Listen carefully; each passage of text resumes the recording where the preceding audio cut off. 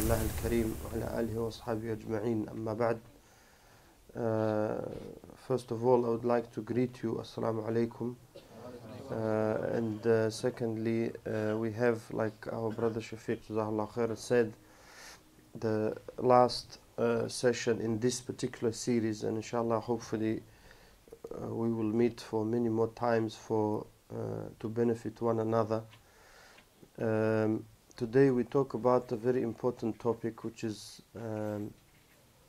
innovations. In Arabic it's called bid'ah, and that's the singular of it, and the plural is called bid'ah. And as we always do, we'll go straight into the topic. And always with everything we start as the ulama do in Islam, rahimahumullah. They start by defining the terms that we have in the Sharia by looking at their linguistic definition.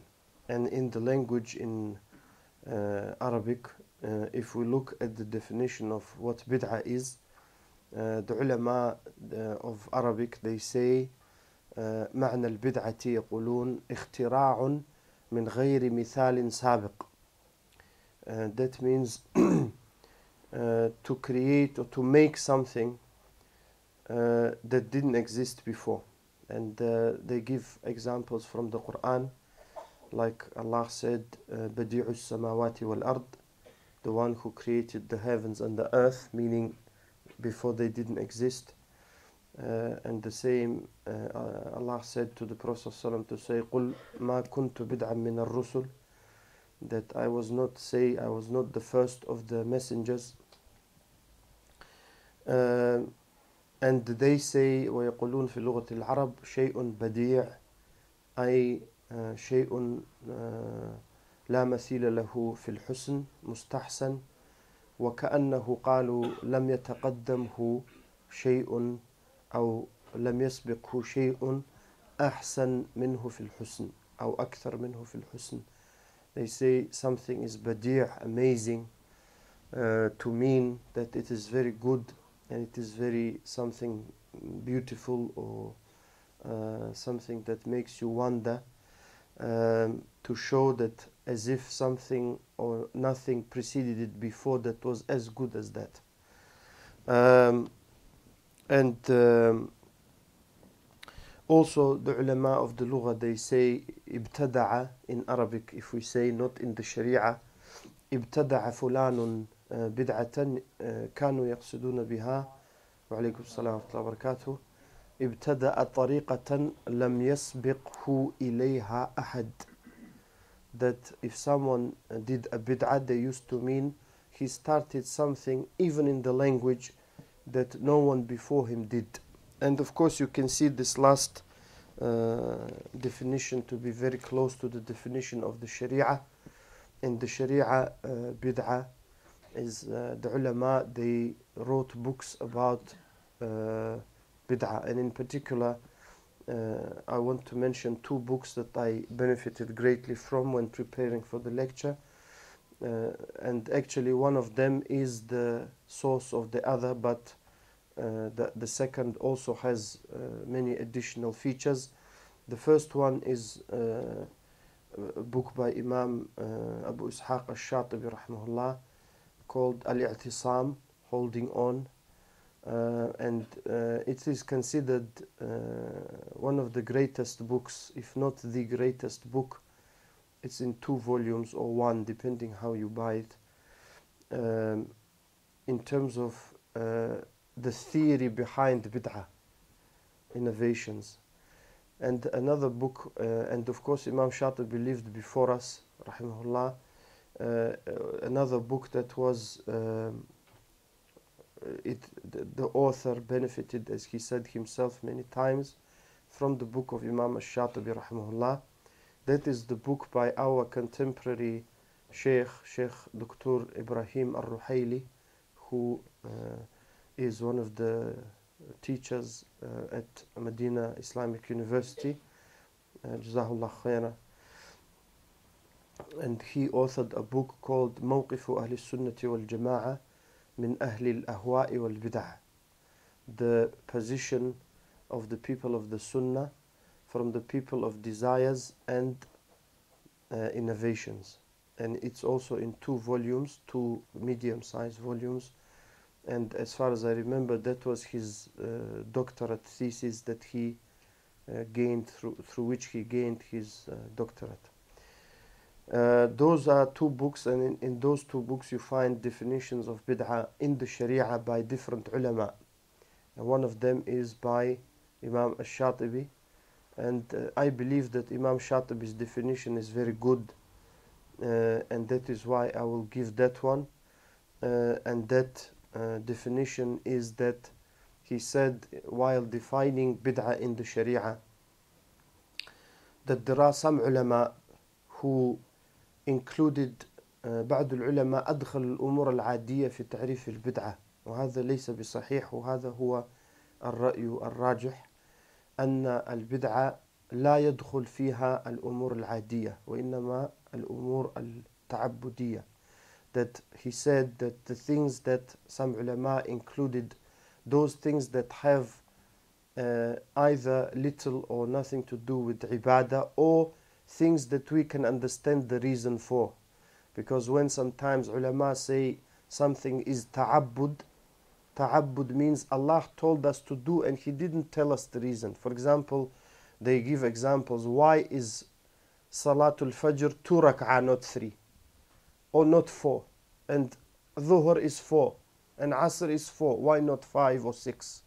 This is ta'abbud. We don't know the reason. For example, when we start Salah, we say Allahu Akbar, we raise hands. The Prophet ﷺ used to do it. We can't, if someone says, why do you do it? We can't give a good reason, meaning Allah told us to do it, and we do it. So sometimes the ulama, when they say ta'abbud, they mean يقصدون بذلك ما لا يعلم معناه أو حكمته بالضبط من جهة الشارع الحكيم. For that reason, the definition of bid'ah that I believe is very good is what Imam al-Shatibi rahimahullah defined in relation to ibadat and the deen. طريقة, he said, في الدين, قال, I will translate now, طريقة في الدين مخترعة. It's a way that is new in the deen, that has been made. تضاهي الشرعية. It resembles the Sharia way. يقصد بالسلوك عليها المبالغة في التعبد لله سبحانه. By following it, people intend to increase their worship of Allah. So it is something new through which people try, if we simplify it even further, it is something new in the religion through which people intend to worship Allah. So that's definition in the Sharia, and this includes, as Imam Shatibi rahimahullah said, وهذا يشمل الأفعال والأتراك أي الفعل والترك.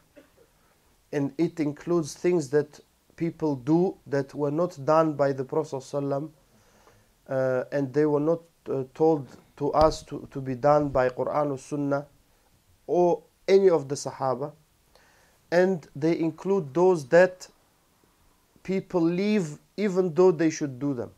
Because sometimes when we think of bid'ah, we always think someone doing something or saying something. But in fact, they include leaving some things. For example, the very famous hadith of Anas radiallahu anhu in Bukhari and Muslim and other books of Sunnah. Those 3 people, 3 of the Sahaba, of course, who came to the houses of the wives of the Prophet ﷺ, asking about the ibadah of Rasulullah ﷺ.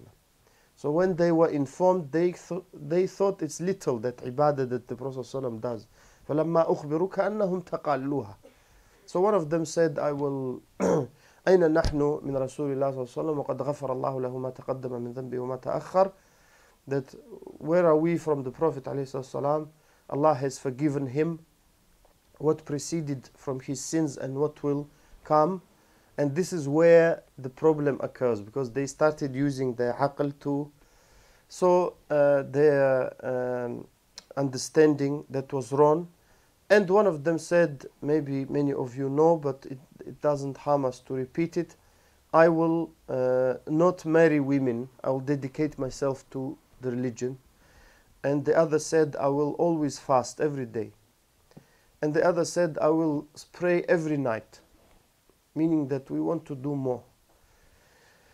And the Prophet ﷺ, of course, was informed of that, and because they wanted, the reason I give this hadith, some of them, they wanted to leave some things as if it is better, like leave maybe eating good food, or leave doing something that is halal, because eating good food or marrying women is halal, is something permissible. So they wanted to, or sleeping, for example, they wanted to leave it as ibadah. That's why the definition is very important. If someone leaves food because it harms him in health, there's nothing wrong with that. But to leave food as if it is religious, then that is different. That is where the danger comes. So the Prophet ﷺ said, of course, to them, did you say that? They said yes. He said, أَنَّا أَخْشَاكُمْ لِلَّهِ وَاللَّهِ إِنِّي أَخْشَاكُمْ لِلَّهِ وَأَتْقَاكُمْ لَهُ. I fear Allah more than you. I fear Allah more than you, and I have more taqwa than you. Yet I eat food, and I fast, and I eat, and I sleep, and I pray. وَأَتَزَوَّجُ النِّسَاء, and I marry. I have wives. فَمَنْ رَغِبَ عَنْ سُنَّتِي فَلَيْسَ مِنِّي. So whoever turns away from my sunnah is not from me. So to show that even to leave those things, because nowadays people say, why are you constantly talking about bid'ah and this and that, you know, we have problems. The Prophet ﷺ is saying severe things to those three Sahaba. He said, who turns away from my sunnah? They didn't want to turn away from his sunnah. Then he is not from me. It's very severe. It's not, you're not from me. Go. You know. Why? Because that is to show that in Islam we don't have exaggerations. We don't have extremes. You know, we worship Allah, but at the same time we live our lives. So this hadith, the ulama, they bring to show that there are innovations that can involve leaving things, not just doing things. That is very important to understand. The same as sunnah. We have sunnah to do something and sunnah to leave something, meaning not to do something. That is very important point which many Muslims don't know. They think that sunnah and bid'ah is always to do something. But there are many cases when to follow the sunnah means not to do. And to avoid bid'ah means to do sometimes. And that I will try, inshallah, in the limited time we have, to shed some light on as we progress, inshallah. So those are the definitions in the Lugha, in the Arabic language, and in the Sharia. Now I would like to mention that Allah and His Messenger ﷺ, they declared in the Quran and the Sunnah war against bid'ah. Now, they declared war against bid'ah because bid'ah means that the person is saying, maybe not by his tongue, because if he says it by the tongue he will be a kafir, that Allah didn't complete His deen. When Allah said, al-yawma akmaltu lakum dinakum, today I have completed my religion for you. But He's saying there is something left. I will finish it.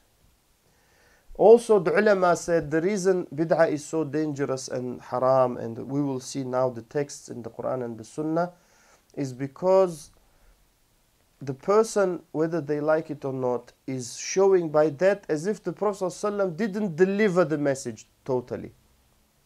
There are things left. And that, of course, is very dangerous to think even like that. For that reason, Allah subhanahu wa ta'ala, He, as I said, the ayah in Surah Al-Ma'idah, al-yawma akmaltu lakum dinakum, وأتممت عليكم نعمتي ورضيت لكم الإسلام دينا. This is very great ayah.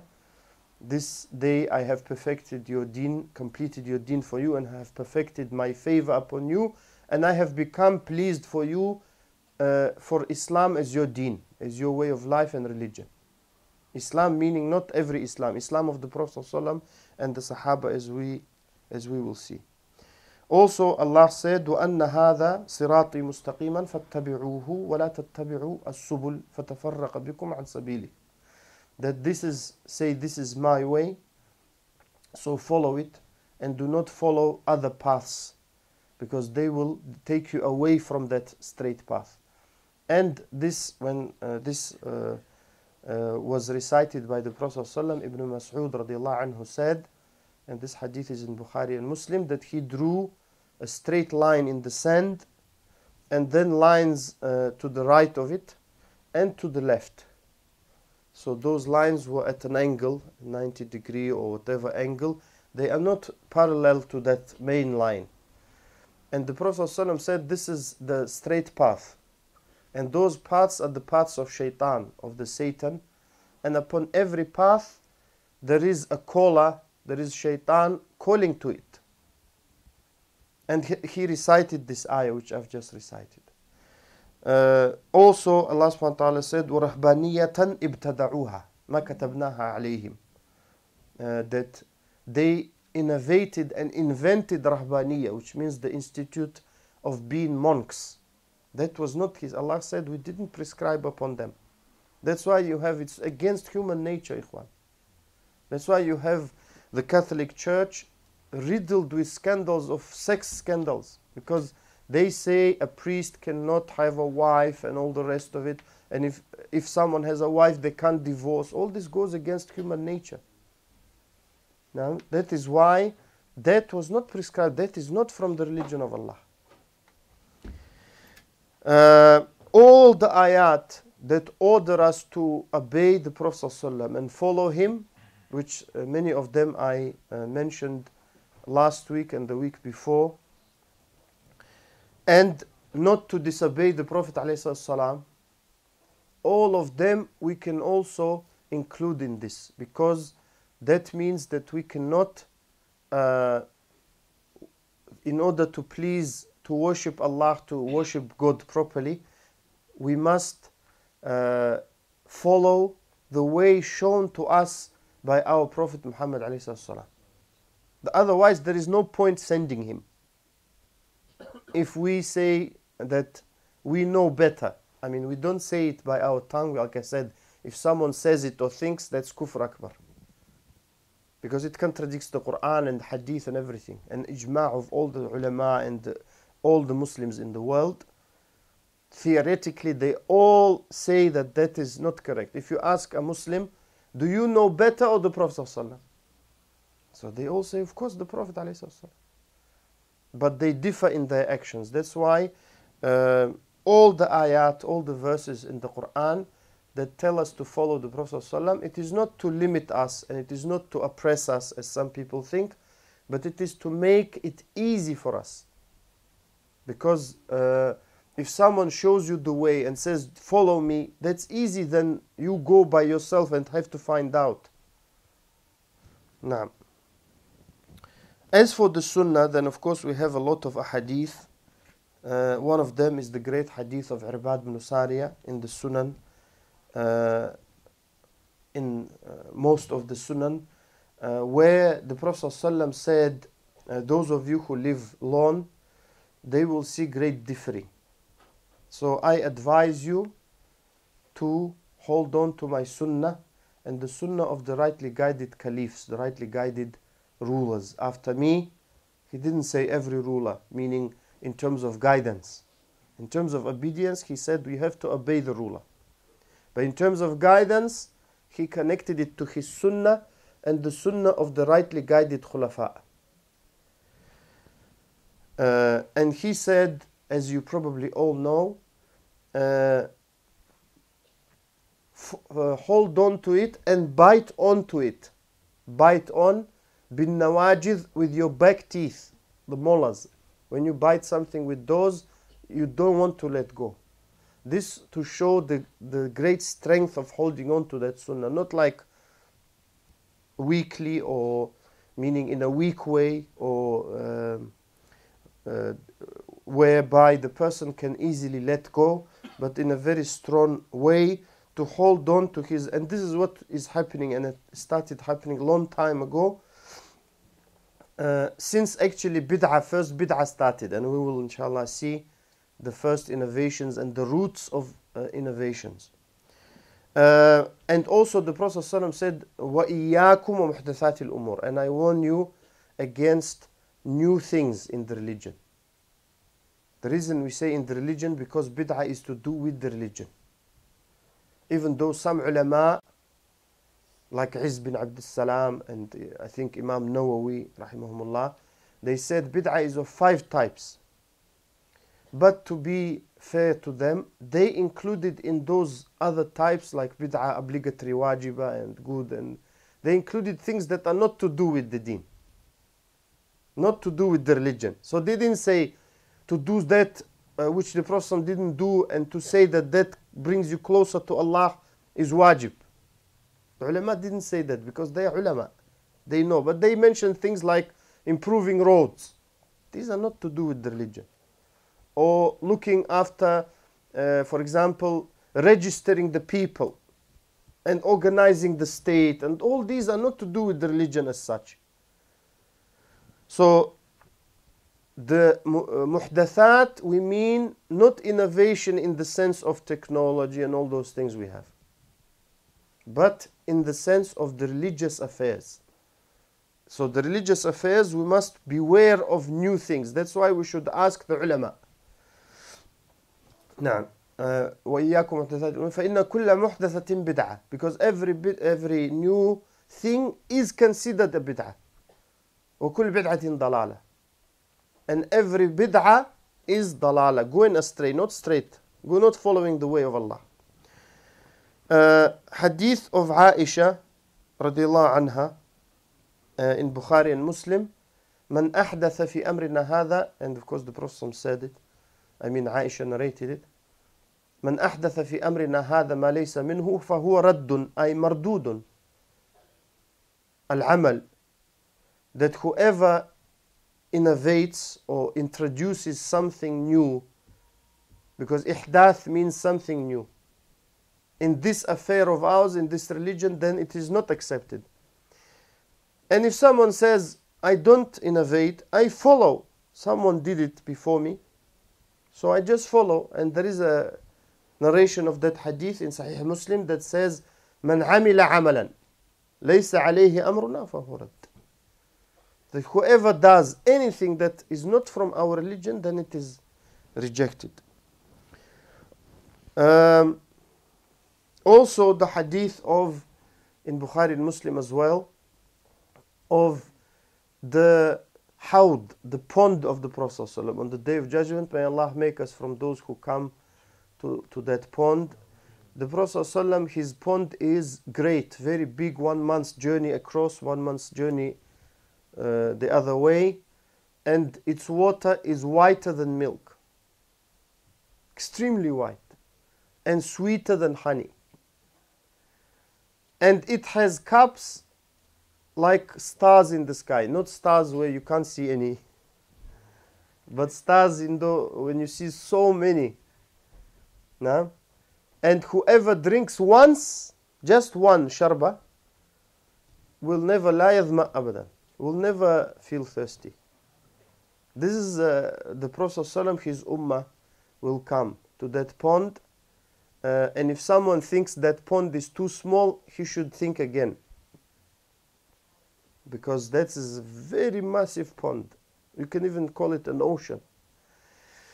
So in that hadith, the Prophet ﷺ said, there will be some people who will be taken away, and I will say, oh Allah, my ummah, my followers. And it will be said to me, he said, إِنَّكَ مَا تَدْرِي مَا أَحْدَثُ بَعْدَكَ, that you don't know what they introduced new after you.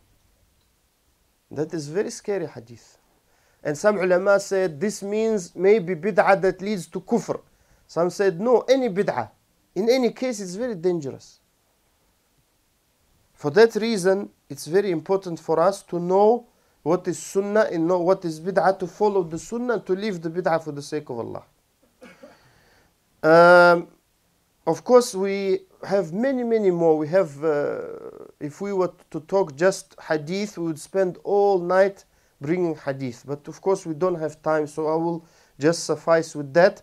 And I will go to some of the statements of the Sahaba and those who followed them correctly, the ulama from the Tabi'een and others who followed them, to show how they used to view bid'ah. Anything new that they didn't see, they didn't experience with the Prophet ﷺ, they used to advise one another to leave it. And they used to advise their students. Because when they used to give knowledge, they used to do tarbiyah of their students, just like it should be. Meaning that they would teach them manners, they would teach them good things, how to deal with the ilm, with the knowledge they're getting, how to correctly approach that knowledge and apply it, how to not feel too big about oneself, and all these things are very important. So Ibn Mas'ud radiallahu anhu, he used to say, ittabi'u wa la tabtadi'u faqad kufitum. Follow the guidance of the Prophet ﷺ and don't make new things, because what you have been left with is enough for you. You don't need new things. Also, he used to say, alaykum bil amr al-atiq, that I tell you to follow the old, the original way, meaning not what people do now. And some of the Sahaba, like Abu Hurairah, Abu Darda and others, they used to come home and Abu Dhar and say, Subhanallah, I don't recognize anything we used to do with the Prophet ﷺ except they pray in jama'ah. And when you read that, you think, what now if they saw now? They saying it about people who came after them and they witnessed that. They used to say, I don't find anything you do from the sunnah except jama'ah you do it. Praying in congregation. Meaning they used to consider that many things were changed and left. And Abu Darda, Uwaymir bin Zayd bin Qais al-Ansari used to say, لَن تَضِلَّ مَا أَخَذْتَ بِالْأَثَرِ. You will never be misguided as long as you follow athar, meaning the hadith of the Prophet ﷺ. Abdullah bin Amr bin al-As radiyallahu anhuma used to say, مَبْتُدِعَتْ بِدْعَةٌ إِلَّا ازْدَادَتْ مُضِيًّا. انتشرت. That there is no bid'ah except it continues to spread and go. And وَلَا نُزِعَتْ سُنَّةٌ إِلَّا ازْدَادَتْ هَرَبًا. And no sunnah is left except it continues to run away from people until, meaning they practice it. And a man said, قال رجل لابن عباس رضي الله عنهما أوصني. A man said to Ibn Abbas, give me advice. قال عليك بتقوى الله والاستقامة. I advise you to fear Allah and to be upright, to be mustaqim. اتبع ولا تبتدع.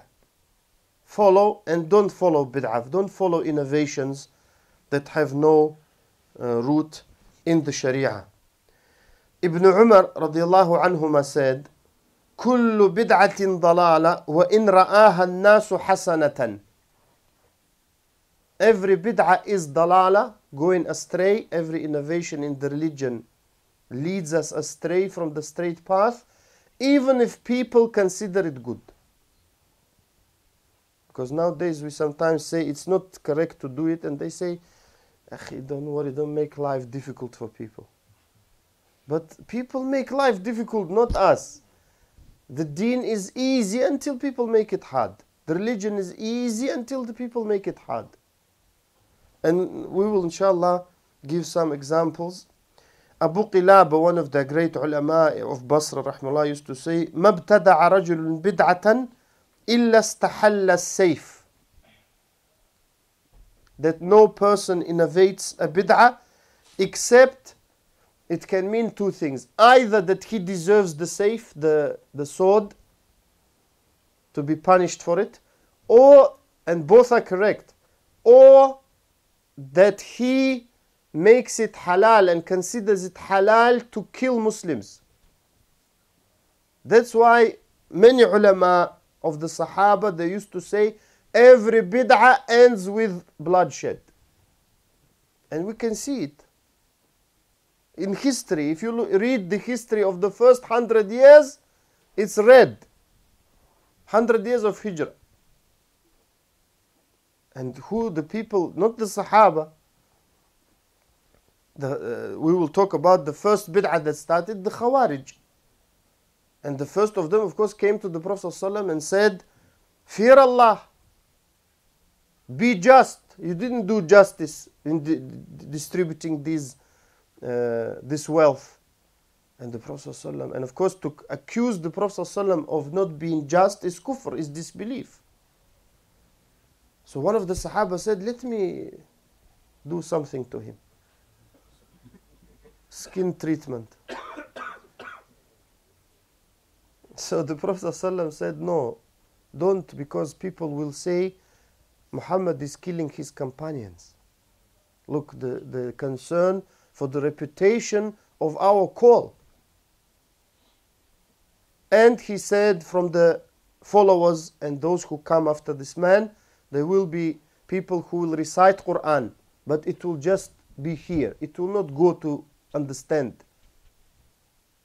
Like now, we have many people recite Quran. If you say, what's the meaning? Qul huwallahu ahad, he doesn't know anything.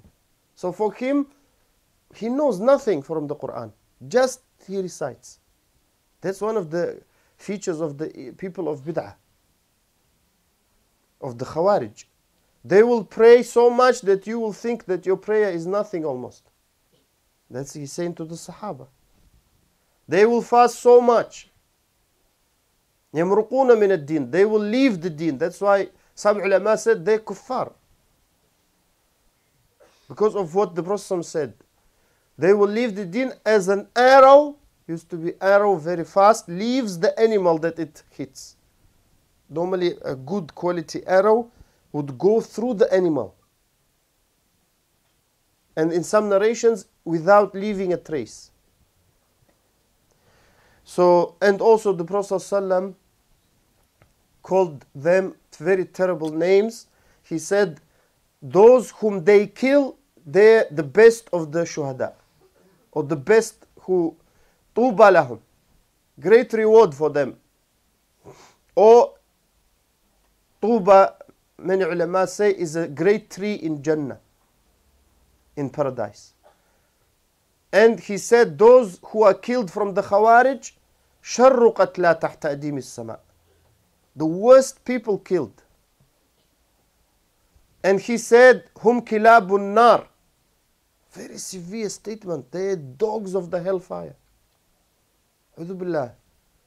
And those are the people, the reason I'm saying all of that, Imam Muslim rahimahullah narrated so many, 10 or more hadith in different ways, and Bukhari some of it as well, to show the destructive nature of these people. And the Prophet ﷺ also said one quality for them. يَقْتُلُونَ أَهْلَ الْإِسْلَامِ يَذَرُونَ أَهْلَ الْأَوْثَانِ, they will kill the Muslims, meaning mostly, and leave the non-Muslims. And from the time that Abu Bakr started being Khalifa, they started making problem, and Umar and everything, and they, of course, became big in the time of Uthman and Ali radiallahu anhuma. To the extent that they killed Uthman. And they used to say, we're doing jihad. Does it ring a bell? We're doing jihad against who? Which jihad? Islamic? Islamic jihad is not like that. And it's not what the media portray. Jihadist and things like that. Nowadays we can't say the word jihad. And Islamic jihad is totally not that. Jihad in Islam is a noble cause.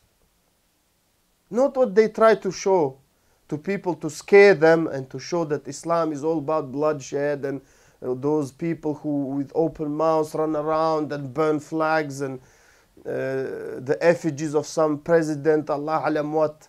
That's all they have time for. They don't think about anything. Just let's get together, burn something and use our lighters and things like that. That's how they showed the Muslims. Naam? And that's totally the wrong image. But those, they show another image, totally, those people who, and the problem is, there are two problems, main problems, in almost every bid'ah. And that can be seen in the Khawarij very clearly. Number one, not following the Quran and Sunnah correctly and not understanding it correctly. Because when Ali radiallahu anhu in his time sent Ibn Abbas to speak to them, he said very simple thing to them. You are claiming you're on the right way. They said yes. He said, I don't see any Sahaba with you. No, none. Where are you on the right way? When Allah chose these people for His Prophet ﷺ, none of them are with you. Not a single one of them. That's a very effective argument. And they had nothing. And some of them returned after he talked to them about the 3 ayat they have problem with. Some of them didn't return. They fought. They used to fight Sahaba to kill them. They did takfir of Uthman and Ali and Muawiyah and many people. So look at the damage. One of them is not following the correct understanding. The other problem, thinking yourself better. And those two are connected. Because if you don't think yourself better, would you say that the other people are not Muslims, not kuffar? For that reason, what Abu Qilaba rahimahullah said is very true, that most bid'ah end in bloodshed. Al-Awza'i rahimahullah said, "Isbir nafsaka ala sunnah." Be patient and make yourself patient upon the sunnah. وَقِفْ حَيْثُ وَقَفَ الْقَوْمِ. And stop where those people, meaning the people who were guided, stopped. Meaning don't go and don't think you, mashallah, genius and you know more than them and you understand more than them. وَقُلْ بِمَا قَالُوا. And say what they said. وَكُفَّ عَمَّا كَفُّوا عَنْهُ. And don't say what they didn't say. Very easy, just follow. وَاسْلُكْ سَبِيلَ سَلَفِكَ الصَّالِحِ. So he said it. Follow the path of your pious predecessors, the first 3 generations of Islam. فَإِنَّهُ يَسَعُكَ مَا وَسِعَهُمْ. Because what was enough for them is enough for you. Very simple. To avoid all of that. That is why the Sahaba radiallahu anhum and the people who learned from them, of course, they were the leaders and they were the scholars, those who were scholars from the Sahaba, from the companions of the Prophet ﷺ. They taught the others, of course. And the way they taught is to love the Sunnah and people of the Sunnah and to hate bid'ah, innovations and people of bid'ah. And of course the story of Umar with Sabigh or Subayg is very well known when he punished him. Because he used to go around spreading new things that were not heard before. Like, what do you say about this ayah? وَالذَّارِيَاتِ ذَرْوَةً. What that ayah? What's this ayah? What's this verse mean? And the Sahaba didn't used to do that before. They just come and learn. They don't go to people and say, what do you think? To make them doubt. So if you want to know, you go and learn. Also, Imam Malik rahimahullah, the famous story we mentioned, I mentioned it before when we were talking about where is Allah. When the man said, how did Allah rise over the throne? That was never asked before. That's why he said, I think you are mubtadi'. You are an innovator, because they didn't used to ask such questions.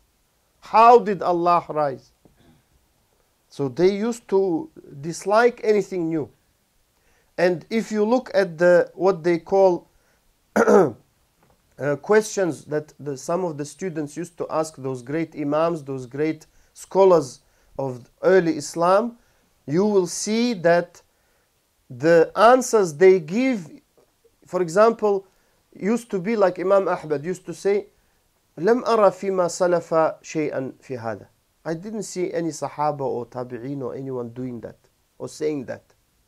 That's the answer. Or a man came again to Imam Malik rahimahullah and said, Ya Shaykh, I want to do ihram, and when we perform Hajj or Umrah, pilgrimage, or minor, you can say pilgrimage, we do ihram because there are stations that Allah pointed to us, which we call mawaqit, those places, which we can't pass without changing our clothes for men. For women, it's only the face and hands. The Prophet ﷺ said it's not allowed for woman to cover her face, لا تنتقب, with niqab, the one that she ties.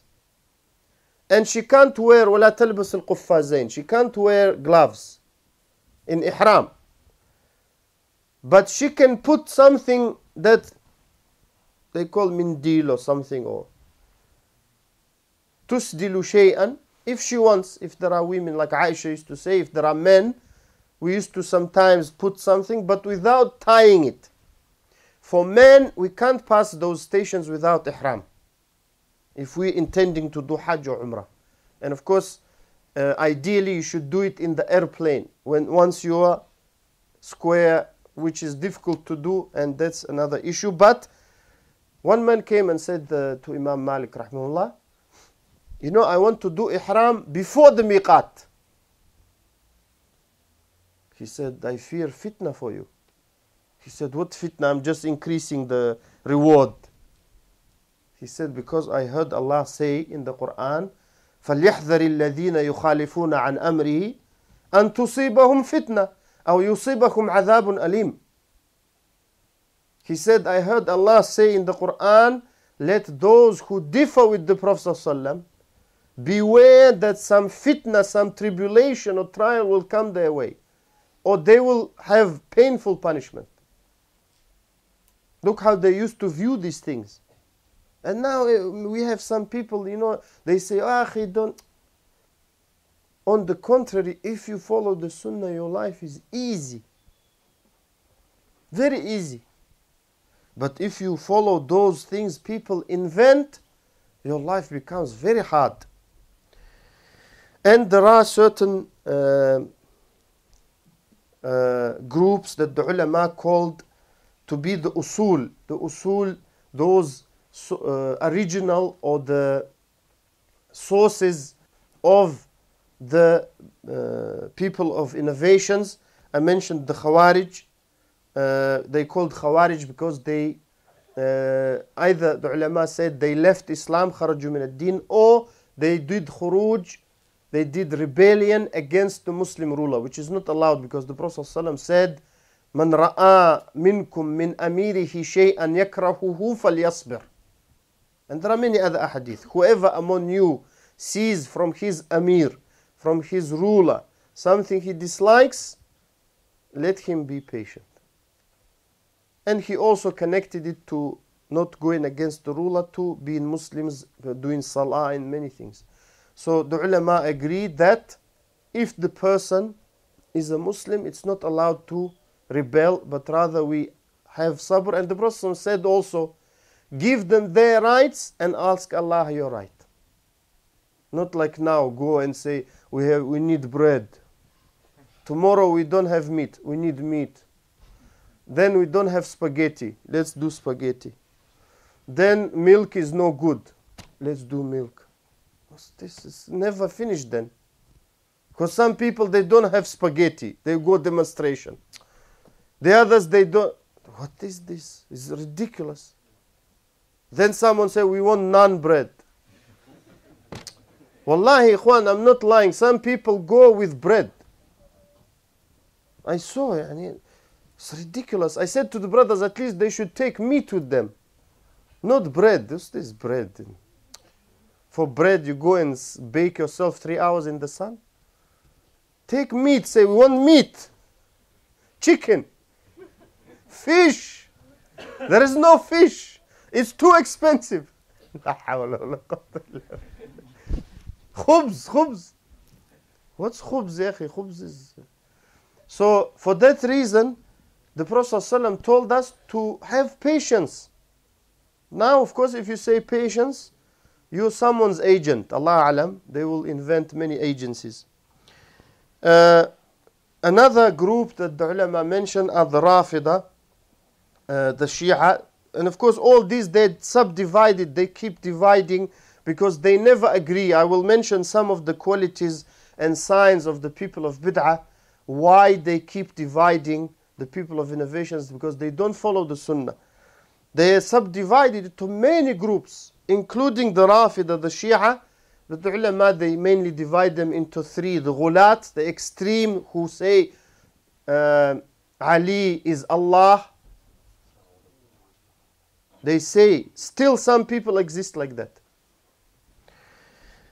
Or they give Ali radiallahu anhu some sifat of Allah, that he controls something. Plus the Imamiyah, the 12 Imams, who also, they say that the 12 Imams are ma'soom. They are infallible. Of course, the 12th is a non-existent personality. 11, all Imams of Ahlul Sunnah, starting with Ali radiallahu anhu. So, and Zaydiyah. Those tafasil, as they say, details, just I'm saying for you to do more research. Otherwise, we don't have so much time. Al-Qadariyah, those people who say that, because Shia or Rafida, just to mention, they call themselves Shia to Ali. We support Ali, and they say, but their origin is from a man from Sana'a called Abdullah bin Saba. And they have a group called Saba'iyah. He was a Jewish man from Sana'a who embraced Islam, so-called, and misguided many people. Al-Qadariyah, those who say no qadr, and Imam Muslim narrated some hadith at the beginning of his book, how some of the tabi'een, when they first heard those things happening in Basra and things, they went to see some of the Sahaba, and they met Ibn Umar. And he told them the hadith of his father about Jibreel, when Jibreel came. And one of the things, of course, as you know, the angel Jibreel asked the Prophet ﷺ, is Iman. What is Iman? And one of the articles of belief, faith, is to believe in Qadr, predestination. And he said, tell them that if they were to spend the equivalent of the mountain of Uhud in gold, that would have not been accepted from them until they believe in Qadr. And he said, tell them Ibn Umar is free from them and they are free from me. I'm not with them. So Qadariyah, also Murji'ah, those who generally say they are divided into groups as well. Those who say that generally they all agree that actions are not from Iman. There are those who say just statement is enough for Iman. The others say just heart. Others say statements and heart. And like I said, if you have more questions later, we can deal with that. And Al-Jahmiyyah, very, very bad sect, that they combined 3 in 1. They combined the bid'ah of Jabriya, which is that the person has no choice over his actions. So if I do like this, Allah did it, I didn't do it, according to them. And if I look there, I didn't do it. So some ulama said, just slap him and say, Allah did it. I didn't have a choice, sorry.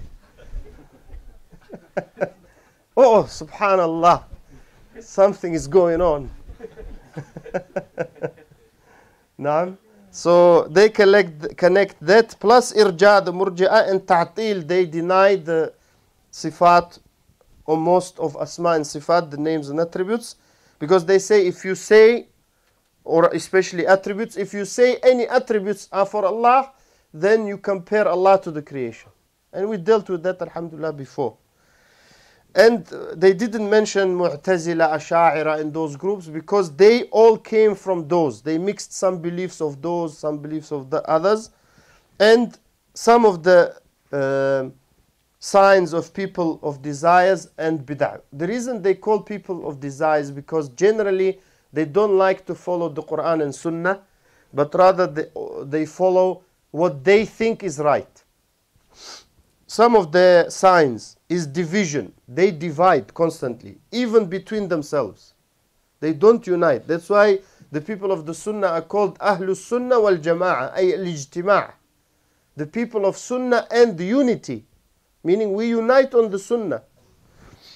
Another sign is following desires. Another sign is following those unclear Quranic verses, which Allah mentioned at the beginning of Surah Al-Imran. And Aisha also narrated that the Prophet said, when you see those who argue about these, know that they're from people of innovations. Also, opposing the Sunnah with Quran. That's one of the signs of people. When you say this is the Prophet said, they say, but Allah said. That doesn't mean if we have a hadith and someone says Allah said this, he's from Ahlul Bid'ah. No, we have to differentiate, meaning those are hadith that don't have any opposition from Quran, to remove them, they bring. For example, you say it's not good to do this, they say, but Allah said. Like for example, it's not good to do dhikr together after every salah. They say Allah said, udhkuruni. Remember me. Remember me. We say, but the Prophet ﷺ remembered Allah better than you. And he didn't do it like that. And the Sahaba radiallahu anhum, they did better than all of us. And they didn't do like that. They say, but no, and you don't like dua, akhi. That, yeah, they say to us. You don't like dua. Then, one of the other signs is to call us names. Or to call people of Sunnah names, bad names. Bughdu ahli al-athar. And also hating people who follow hadith and who follow the Sunnah. And also tarku intihal madhhab al-salaf. Generally, not following the understanding of the ulama. Even though they say, we follow Imam Malik, we follow Imam Shafi'i, Imam Ahmad bin Hanbal. His full name is Ahmad bin Muhammad bin Hanbal. And we follow other Imams, but in fact they don't follow them. They use it as a shield. So no one can say, oh, subhanallah, you're doing bid'ah. Okay, I'm Hanafi. What bid'ah? I'm Hanbali, akhi. I'm Shafi'i. And so on. Now, also, doing takfir of those who differ with them. So if you say something, they don't say it sometimes straight away. But between them, they say those are kuffar. That's why many people of bid'ah, they don't say salam to you. First, you know, when you start, you think, what is, maybe he didn't hear me. Salam alaikum. No answer. I know many people in Leicester, when I say salam alaikum to them, they say wa alaikum. And I know why, but I do my duty as a Muslim. I don't consider them kuffar myself. But I believe they consider me a kafir. Another sign is that they make you connected to individuals, not to the Sunnah. I.e., this individual is the guidance. So whatever he says is true. That's not the way of the Sahaba radiallahu anhu. Because the only person who doesn't make mistakes in the religion is Prophet Muhammad sallallahu alaihi wasallam. Everyone else can make mistakes. All Imams can make mistakes. Does it mean that it's wrong to say that? No, because they're humans, they're not angels. They can make mistakes. And they do. Like Imam Malik said his famous statement, who used to teach in Medina, and he was the Imam of Medina, and he pointed to the grave of the Prophet ﷺ and said, any one of us, he means the scholars and the humans and the Muslims, we can take or reject his statement except this one buried here, meaning the Prophet ﷺ. If he says we don't have a choice, we can't say, oh, let me think. For that reason, this, of course, is very important. It's one of the most important things. And some brothers make mistakes in that they attach their heart to an individual. So if that makes mistake, if they find it hard to leave that mistake, not the individual, maybe you don't need to leave the individual, but don't accept that mistake. And I had a discussion with one brother who he follows a certain imam, or he claims, I don't believe he follows him correctly. And I said to him, look, your imam, was he right in everything? He said no, because if he says yes, it means he's a prophet.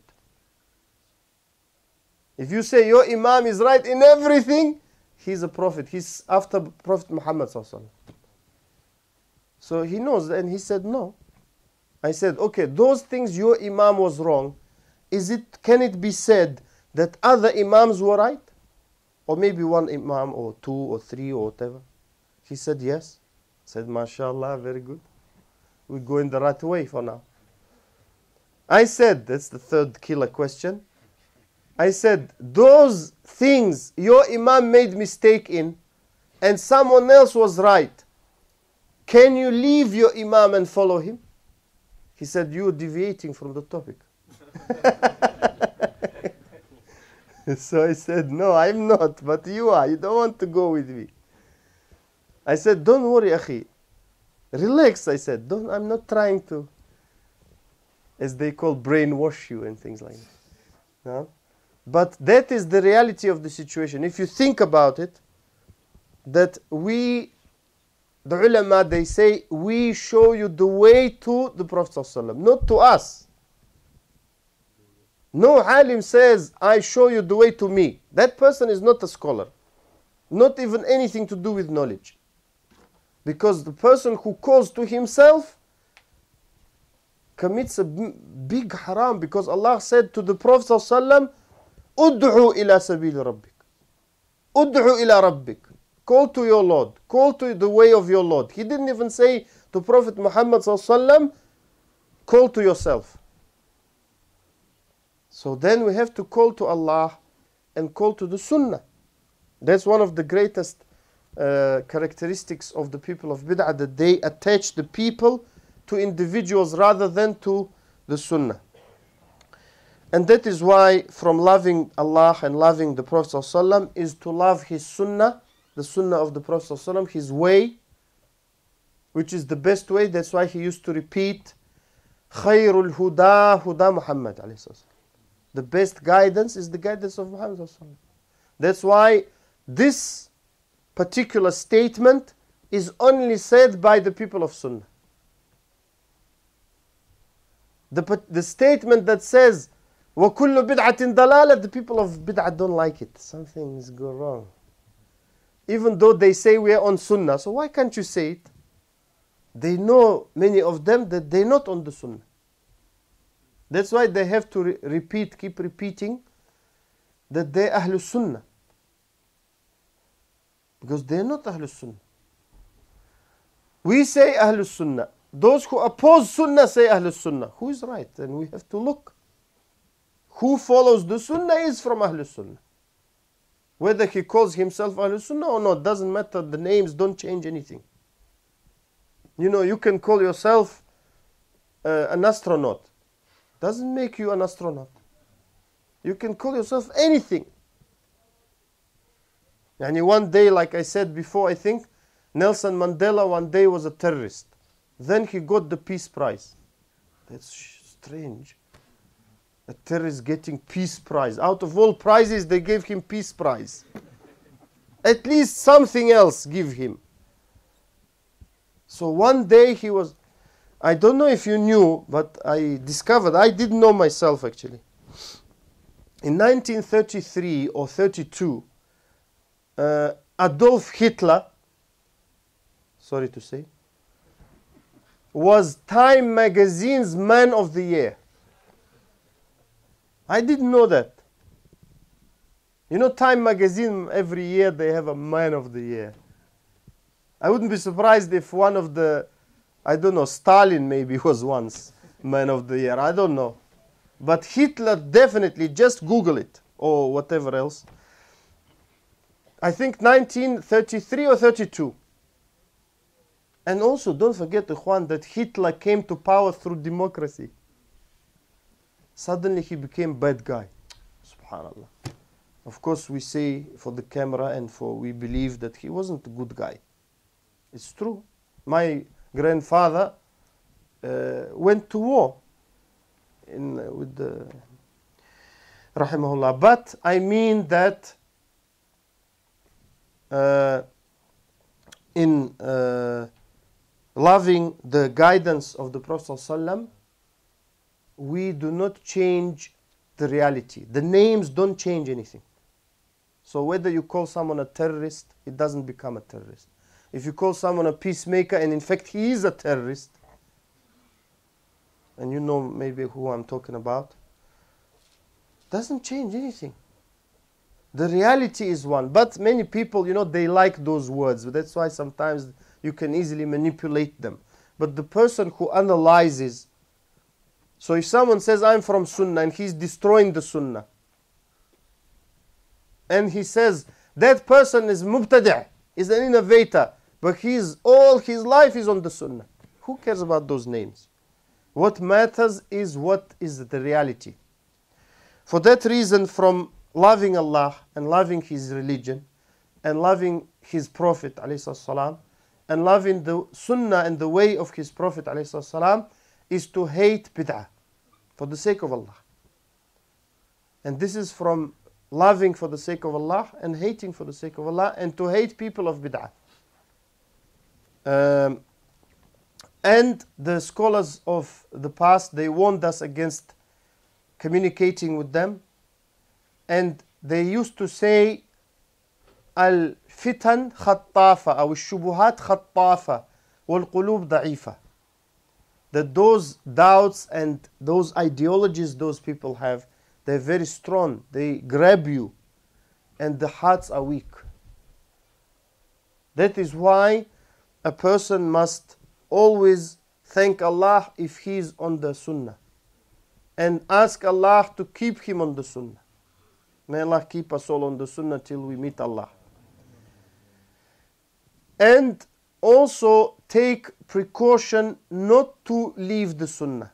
Meaning that when the doctor says do this and walk and eat fresh fruit and vegetables and so on and so forth, you generally try to follow that because you want to keep, you know, your health, and you want to be healthy. No one says, I want to be ill, even though some people make themselves ill. But no one says, I want to be ill. The same way, no one says in the religion, I want to do bid'ah. I am a mubtadi', follow me, ikhwan. No one says it. And no one comes and says, I'm shaitan, follow me. In fact, they're shaitan maybe, but they don't say it. So when they come, everyone says what? Sunnah, Quran. We don't want bid'ah, a'udhu billah. But in fact, they're doing it. So what is the way to protect oneself? That is to affiliate oneself with Ahlul Sunnah. To stay with the people of Sunnah who respect the Sunnah. Who are the people of Sunnah? Those who respect the Sunnah, the way of the Prophet ﷺ. Not those who disrespect the Sunnah by not following the Prophet ﷺ. And those who respect those who follow the Sunnah. Those who respect the ones who spread the Sunnah. The ones who study the Sunnah.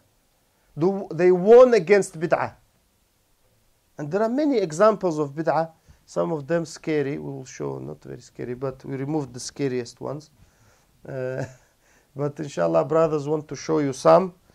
And but things like boycotting and things like that, they must be applied according to the advice of the ulama, because those are like medicine.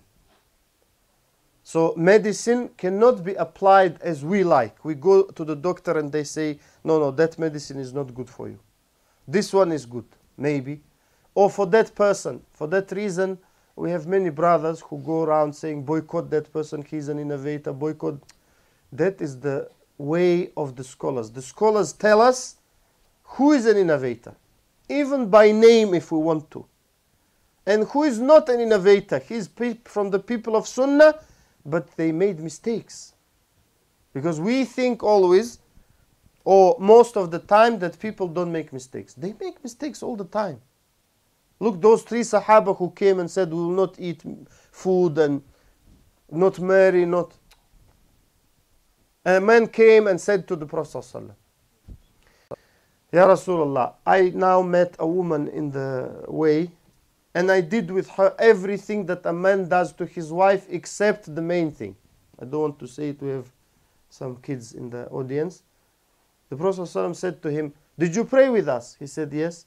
He said, that removed your sin.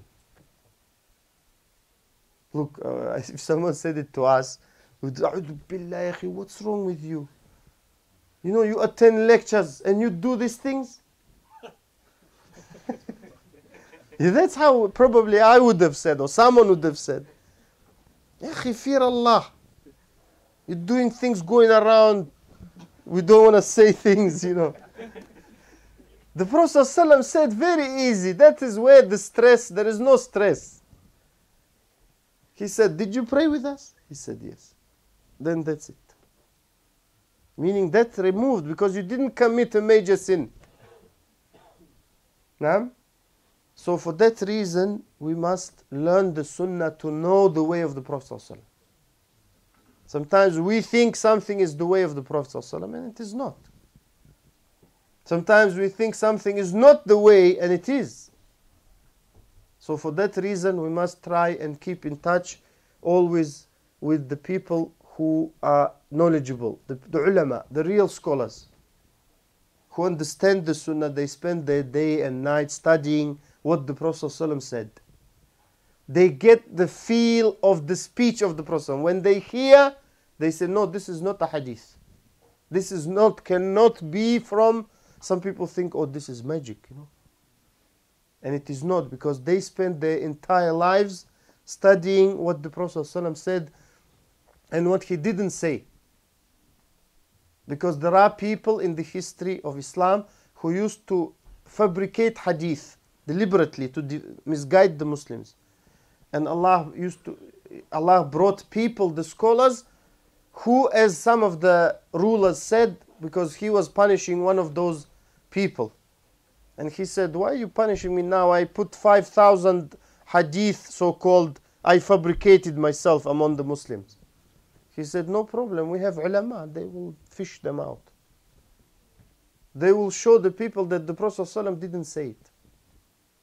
And that is only present among the Muslims, the chain of narration, where we can trace, first of all, by the grace of Allah, secondly, after that, through the efforts of those great scholars, we can trace every single statement, imagine.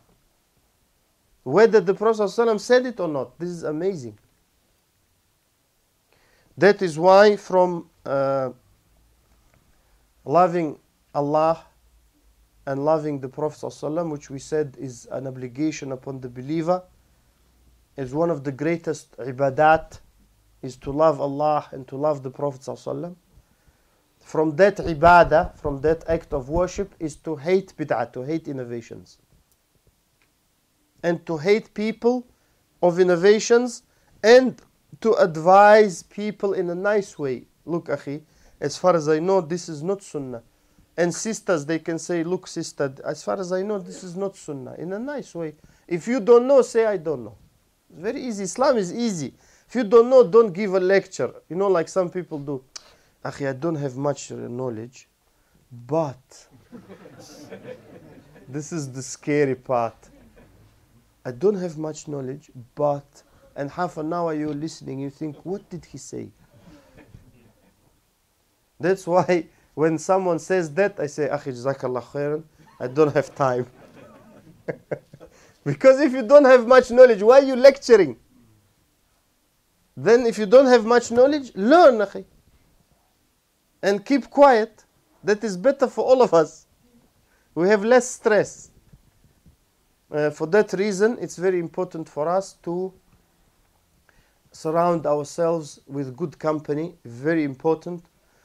Even if they are not knowledgeable, at least they try to follow the sunnah. And to distance yourself from people who don't respect the sunnah through their actions. Because to say is easy. People, as they say, talk is cheap. It's easy to talk. But to implement it in reality is not that easy. Meaning to show, for example, the Prophet ﷺ said, don't do this. And you see those people, they don't do it. Oh, that they respect that. Or the Prophet ﷺ said, do this. And they do it. When you go to some people, you say, Akhi, the Prophet ﷺ said this. They say, Akhi, someone said otherwise. And Ibn Abbas radiallahu anhuma used to say, once someone came to him, and the same Ibn Umar, all the ulama of Sahaba. Ibn Umar, his father Umar. So Ibn Umar, someone came and asked him fatwa. He said like this. He said, your father used to say otherwise. He said, my father? Now if someone say your father, say, oh subhanallah, my father, that's true. I have to change it now. He said, I fear, how you say my father, I'm telling the Prophet ﷺ said. So when we have the Prophet ﷺ number one, not number something, number one, then inshallah, and of course we have many shubuhat they bring. They say, you yourself can't know the sunnah. We say, how about you? You know the sunnah? They say, no, I use alim. We say, we do the same.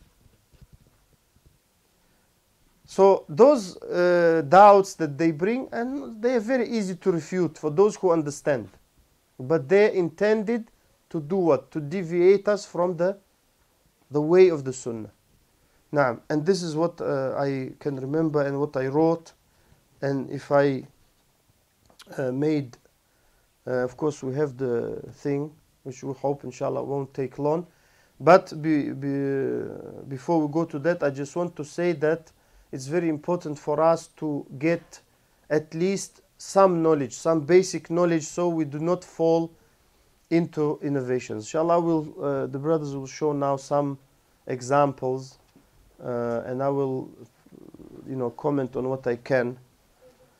Some of them are very strange. Abdul Mu'min, if possible, not to do too much of the sound. Yeah.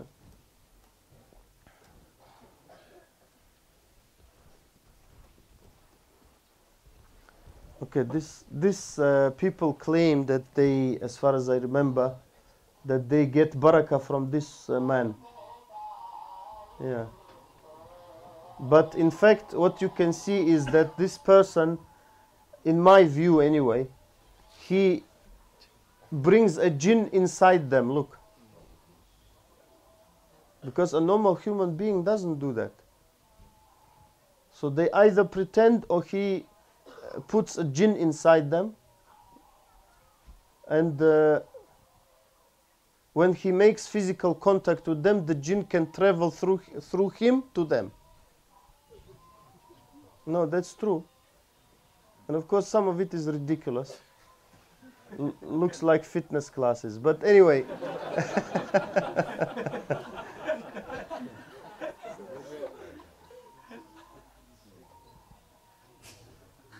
So if you think some films are weird, you should watch this on YouTube.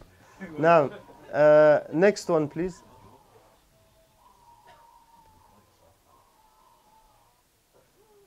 Okay, which is the one? Yeah, this one is a long one, but hopefully one. It's a similar one, where the person looks, he's dishing out his barakah. The person in the middle, you will see him doing his hands around. They claim that the goodness, the barakah is spread around the room. Look, look, look. I'm giving you all my barakah. Look. All of you, all of you. Yes, more. And some people, of course, you see that guy going crazy. He got the most of barakah. He doesn't realize it's true. Allah, ikhwan, these people, they can infest you and infect you with jinn, meaning that they have contact with jinn, these people. And many of them, unfortunately, they do shirk, major shirk and things like that. They ask dead people for help, and look, that's not normal for a person to do. And these are some of the so-called dhikr that they do. Okay, let's slowly move on. This one is another example of so-called dhikr session. This definitely looks like fitness first. You will see now. They will start now. It's a collective dhikr which was never done by the Prophet ﷺ. Never ever. That's not me, sorry. My beard is different. This is a hall, very big hall. It's just, you know, a lot of people, Ikhwan, do it because they like to chill out, you know, like the boys. And let's like dance, and it's like Islamic disco. So called. Yani, there is no such thing, of course. But I'm saying the reason I believe they do it is one reason is because of that. They like to have good time, dance, do things. So when someone says sunnah is not to do, they say, Akhi, what are you talking about? Look how dhikr we do. We do dhikr. And this, of course, they do ruku'. That's very dangerous because that can end up doing sujood maybe. And ruku' is haram to do. So let's do the next one, please. And let's reduce the sound, please, of this because it's not correct. So this I called when I saw today, because I saw first time today, I said, is this a disco? Yani this they call in a shrine, so-called, in a Sufi shrine, somewhere in Asian country. They call this, I think Pakistan, they call this dhikr session. One guy will come right now in the middle, like wandering in. Like he's gonna start now.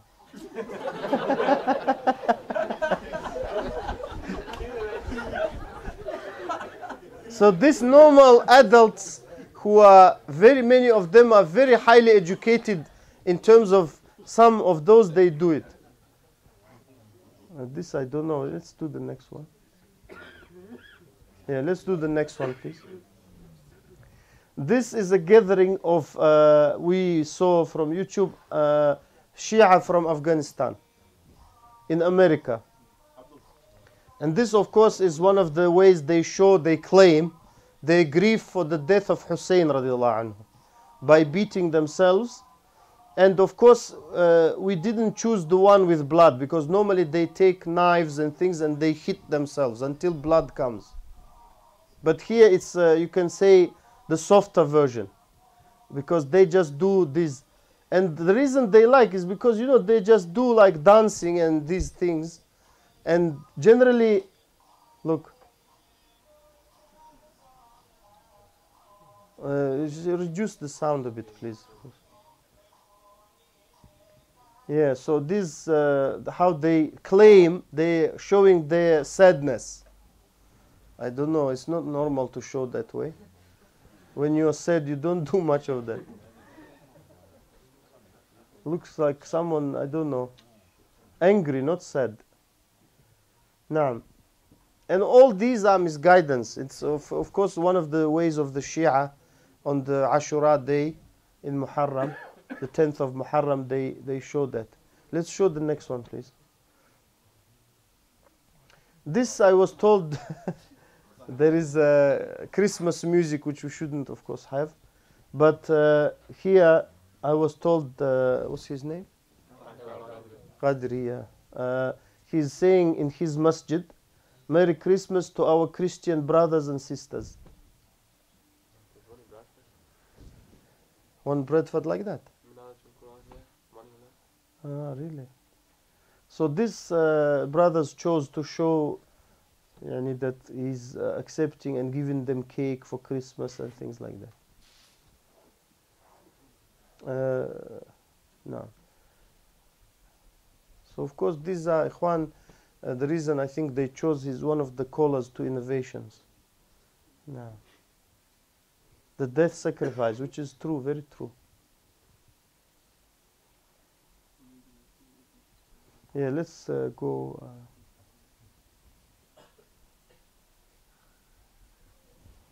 Let's do the next one, please. This actually, you may think that the person is just having fun, but they consider this to be ibadah. Extreme Sufis, they unfortunately they consider this to be ibadah, and people clapping and he's doing some stunts. That's supposed to be dhikr. Yeah. And of course you will see now that he comes to the so-called sheikh and kisses his feet.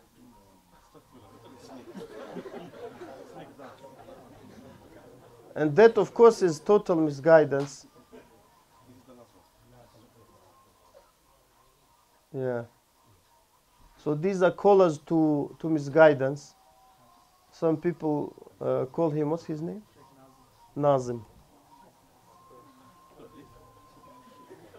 May Allah guide them, because this all is misguidance. I think this is the last one, correct? No. That's it, yeah. So these are just some of the things brothers chose, even though it's not, of course, a full selection of many things, but many people believe, and many people who believe and accept that, they're very well educated individuals. Before we finish, I know it's been a bit longer than I planned, and maybe some of you planned. I want to, first of all, to thank the masjid and Sheikh Zakaria for hosting these lectures and allowing us to have them here, and the committee of the masjid as well. And I want to encourage you to cooperate with them and our brothers from An-Naseeha Foundation, because what they do is spread the sunnah, and they want to spread the sunnah and warn against bid'ah, and spread tawheed and warn against shirk. That's how we think of them, and Allah knows them and us. So for that reason, anyone we see doing good, we must first of all encourage them, and secondly try and help them if we can. For that reason, I encourage, actually even when I was coming here today, I wanted to say that, because I do it all the time, because I feel it my duty, that I should encourage people who do good, and also encourage others to help those who do good. And of course, people are not perfect, people make mistakes. Those mistakes don't mean that we abolish every good deed that we do and we criticize people who do it, but rather we should help each other, we should advise one another and love each other for the sake of Allah and for the sunnah, and help one another. And it's been a great enjoyment and privilege for me to come, even though it was a bit of a challenge to come every week, but it was, in my view, worth it for myself and hopefully, inshallah, for you. And I want to just, like I said, encourage you to cooperate, and inshallah we will meet many more times, I hope. Jazakumullah khairan.